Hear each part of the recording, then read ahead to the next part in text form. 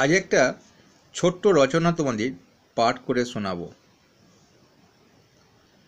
দৈনন্দিন জীবনে বিজ্ঞানের অবদান। এটা ছোট্ট রচনা, ছোটদের জন্য, যারা বেশি লিখতে পারো না, অল্প লিখো বা অল্প অল্প ছোট ছোট রচনা খুঁজে বেড়াও, তাদের জন্য। দেখে নাও রচনাটা কত বড়, বা যা দেখে দেখে লিখবে লিখে নিতে পারো। আমি একটু জুম করে দেখাচ্ছি। চলো আমি একটু রচনাটা পাঠ করে দিই। বিশেষ রূপে জ্ঞানকেই বলা হয় বিজ্ঞান। এই বিশেষ জ্ঞানই আজ মানুষকে এত সমৃদ্ধশালী করেছে।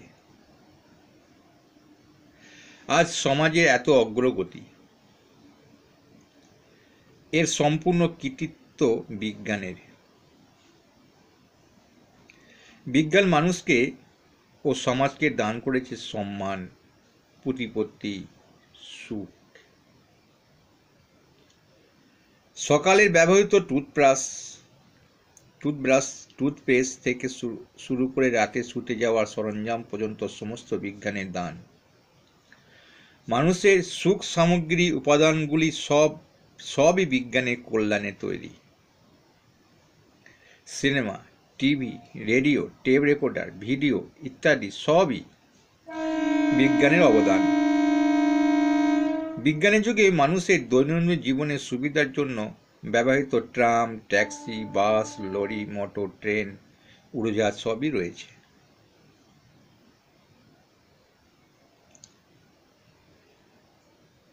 মানুষের শারীরিক দুর্বল্য, অসুখ বিসুখ প্রতিকারে বিজ্ঞানের দান অপরিসীম।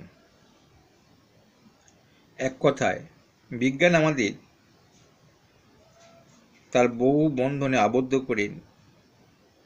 করে নিয়ে উন্নতি চরম শিখরে আরোহণ করতে সাহায্য করেছে। এটাও লিখতে পারো, বিজ্ঞান আমাদের মৃত্যুর দরগোড়া দাঁড় করিয়ে দিয়েছে। কারণ পারমাণবিক বোমা এখন সমস্ত দেশের হাতেই মজুদ আছে। যে কোনো সময় কিছু ঘটে গেলে, এই পারমাণবিক বিস্ফোরণ ঘটে গেলে আমাদের হয়তো মৃত্যুর মুখে চলে যেতে হবে।